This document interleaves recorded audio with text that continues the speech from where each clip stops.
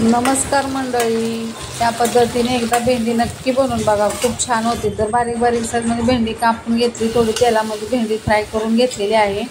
ह्याच्यामध्ये थोडं तेल परत थोडंसं कढईमध्ये वतलेलं आहे आणि ह्या मसाल्यामध्ये मी कांदा, धने आपलं कोथिंबीर आणि पुदिना आणि अद्रक लसूण आणि थोडीशी मिरची हे सर्व बारीक केलेलं आहे।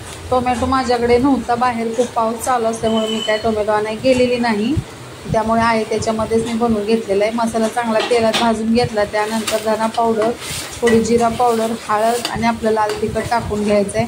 मस्तपैकी मसाला हलवून घ्यायचा आहे, सर्व असं मिक्स झालं पाहिजे। मसाला हलवून घेतल्यानंतर त्याच्यामध्ये थोडंसं पाणी ओतायचं आहे आपल्याला।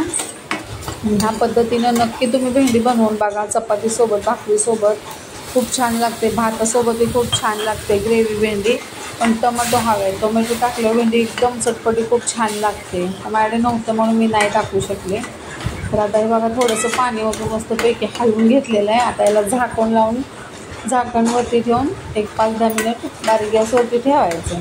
नाही तर बघा ते पाणी ओतलेलं सर्व आपलं पाणी आटलेलं आहे आणि तेल सुटेपर्यंत मस्त असं मसाला आपला शिजून निघलेला आहे। जास्त करून कांद्याची पेस्ट आहे, त्यामुळे भाजी खूप अशी थिक होते। नंतर आता ग्रेव्हीसाठी आपल्याला जेवढं पाणी लागणार आहे तेवढं पाणी मी ह्याच्यामध्ये ओतून घेतलेलं आहे।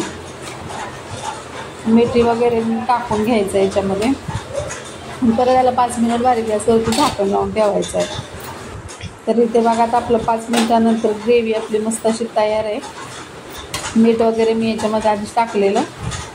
तर आता ती आपली भाजून घेतलेली, फ्राय करून घेतलेली भेंडी आहे ना, ती त्याच्यामध्ये सोडायची आपल्याला। आणि भेंडी काही लगेच शिजते, हिला फ्राय करून घेतलेले म्हणल्यावर लगेच भेंडी शिजते। आता याला परत 1-2 ते 3 मिनिट झाकण लावून भेंडी आपल्याला ठेवायची आहे आणि कोथिंबीर वगैरे वरून टाकून घ्यायचे। माझ्याकडे कोथिंबीर नाही आहे, मी मसाल्यामध्येच टाकलेले, आता संपले कोथिंबीर। पण आता बघा भेंडी आपली कशी मस्त चटपटी तयार झालेली आहे। तर या पद्धतीने नक्की तुम्ही भेंडी करून बघा, भाकरीसोबत, भातासोबत, चपातीसोबत तुम्ही भेंडी खाऊ शकता। व्हिडिओ आवडला असेल तर सर्वांनी सबस्क्राईब नक्की करा।